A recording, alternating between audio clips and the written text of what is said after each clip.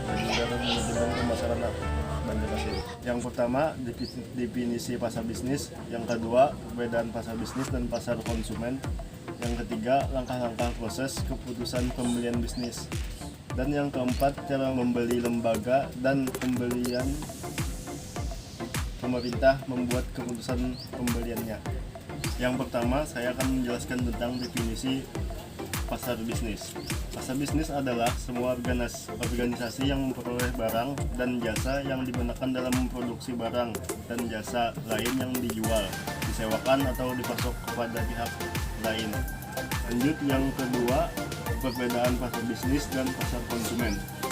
Pasar bisnis adalah semua organisasi yang memperoleh barang dan jasa yang digunakan dalam memproduksi barang dan jasa lain yang dijual, disewakan, atau dipasok kepada pihak lain. Sedangkan pasar konsumen adalah sekelompok pembeli yang membeli barang-barang untuk dikonsumsi sendiri, bukan untuk dijual atau diproses kembali. Yang ketiga, langkah-langkah proses keputusan pembelian bisnis, yaitu pertama, mengenali kebutuhan, kedua, pencarian informasi, ketiga, evaluasi alternatif, keempat, keputusan pembeli, dan kelima, tingkah laku pasca pembelian. Saya akan menjelaskan langkah-langkah proses pembelian keputusan bisnis. 1. Pengalaman kebutuhan. Pada tahap ini, pemasar perlu mengenal berbagai hal yang dapat menggerakkan kebutuhan atau minat tertentu konsumen. Para pemasar perlu meneliti konsumen untuk memperoleh jawaban apakah kebutuhan yang disarankan atau masalah yang timbul, apa yang menyebabkan semua itu muncul, dan bagaimana kebutuhan atau masalah itu menyebabkan seseorang mencari produk tersebut. Yang kedua, pencarian informasi. Konsumen dapat memperoleh informasi dari beberapa sumber, yaitu 1. Sumber pribadi, yaitu keluarga, teman, dan tetangga.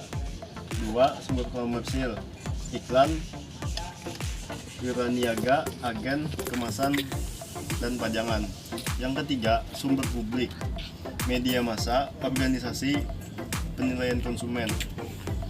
Dan yang keempat, sumber pengalaman, penanganan, pemeriksaan, dan menggunakan produk itu. Terus yang ketiga, evaluasi alternatif. Untuk itu, konsumen melakukan evaluasi terhadap barang mana yang benar-benar cocok untuk dibeli sesuai dengan kebutuhan dan keinginannya. Bagaimana konsumen mengevaluasi alternatif barang yang akan dibeli tergantung pada masing-masing individu dan situasi pembeli spesifik. Keempat, keputusan membeli. Pada umumnya, keputusan membeli yang dilakukan konsumen adalah membeli produk yang paling disukai. Tetapi ada dua faktor yang muncul antara niat untuk membeli dan keputusan untuk membeli, yaitu sikap orang lain dan situasi yang tidak diharapkan. Konsumen umumnya membentuk niat membeli berdasarkan pada faktor pendapatan, harga, dan manfaat produk. Akan tetapi, peristiwa-peristiwa yang tidak diharapkan bisa mengubah niat pembelian. Jadi, pilihan dan niat untuk membeli tidak selalu berpikir pada keputusan membeli barang yang sudah dipilih. Dan yang terakhir, kelima, yaitu tingkah laku pasca pembelian. Pembeli akan menentukan puas atau tidak, itu terletak pada hubungan antara harapan konsumen dan prestasi yang diterima dari produk. Bila produk tidak memenuhi harapan, konsumen akan merasa tidak puas. Kegiatan pemasar terus berlanjut dalam menanggapi kepuasan dan ketidakpuasan ini agar daur hidup produknya tidak menurun. Keempat, cara pembeli lembaga dan pembelian pemerintah membuat keputusan pembeliannya, yaitu pasar lembaga terdiri dari sekolah, rumah sakit, rumah perawatan, penjara, dan lembaga lain yang harus menyediakan barang dan jasa kepada orang-orang yang mereka urus. Banyak dari organisasi-organisasi ini memiliki anggaran yang rendah dan kelompok pelanggan yang captive.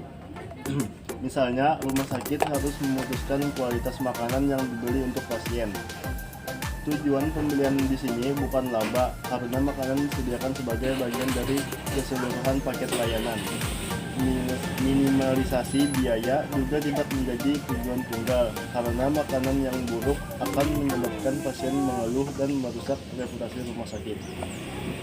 Agen pembelian rumah sakit harus mencari vendor makanan untuk lembaga yang kualitasnya memenuhi atau melebihi standar minimum dan berharga murah. Bahkan, banyak vendor makanan membuat divisi terpisah untuk menjual ke pembeli tetangga karena kebutuhan dan karakteristik khusus pembeli ini. Pasar pemerintah yang besar terdiri dari unit-unit pemerintah federal, negara bagian, dan lokal yang membeli atau menyewa barang dan jasa untuk melaksanakan fungsi utama pemerintahan. Pembeli pemerintah membeli produk dan jasa untuk pertahanan, pendidikan, kesejahteraan umum, dan kebutuhan umum lainnya. Praktek pembelian pemerintah sangat khusus dan spesifik, dengan tender terbuka atau negosiasi kontrak yang menjadi karakter sebagian besar pembelian. Pemerintah beroperasi di bawah pengawasan Kongres dan banyak lembaga pemerintah swasta. Oleh karena itu, pembeli pemerintah cenderung mensyaratkan lebih banyak administrasi dan tanda tangan serta merespons lebih lambat dan tidak bebas ketika menempatkan pesanan. Seperti halnya perusahaan yang memberikan panduan kepada lembaga pemerintah tentang cara pembelian terbaik dan penggunaan produk perusahaan. Pemerintah juga memberikan panduan terinci kepada calon pemasok yang menjelaskan cara penjual kepada pemerintah.